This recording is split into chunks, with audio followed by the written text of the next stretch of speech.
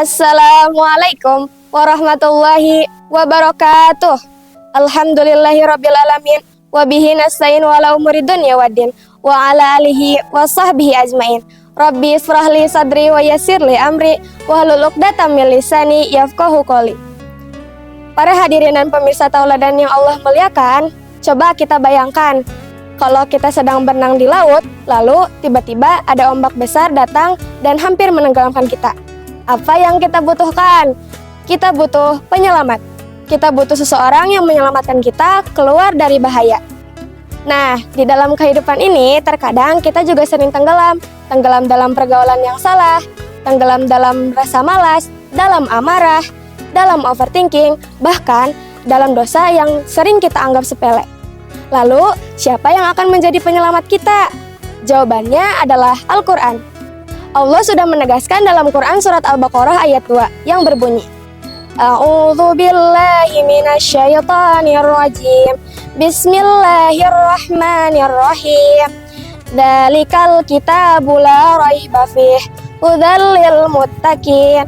Yang artinya, Al-Quran adalah kitab yang tidak ada lagi keraguan di dalamnya, serta menjadi petunjuk bagi orang-orang yang bertakwa. Al-Quran bukan hanya pajangan untuk dirak, bukan hanya dibaca saat lomba MTQ, dan bukan hanya dibuka saat Ramadan saja. Tetapi Al-Quran benar-benar menjadi pedoman bagi hidup kita.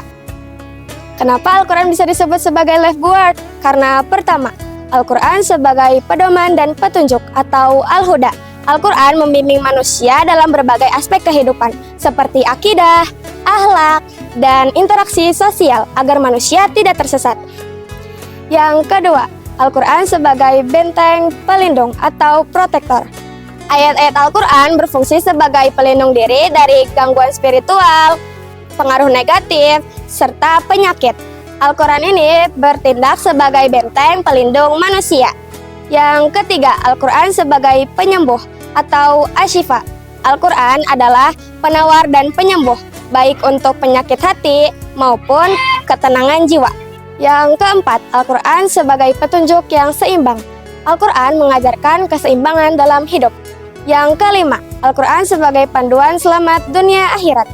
Al-Quran memberikan aturan yang jika diikuti menjamin keselamatan dunia akhirat.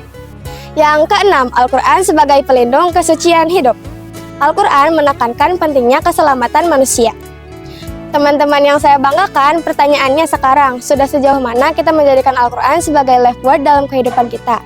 Apakah kita membacanya saat disuruh saja, atau sudah membiasakan diri membacanya setiap hari, memahami artinya, dan mencoba mengamalkannya? Ayo, di bulan Ramadan ini, kita bukan hanya memperbanyak jumlah bacaannya saja, tetapi menambahkan kedekatan kita dengan Al-Quran.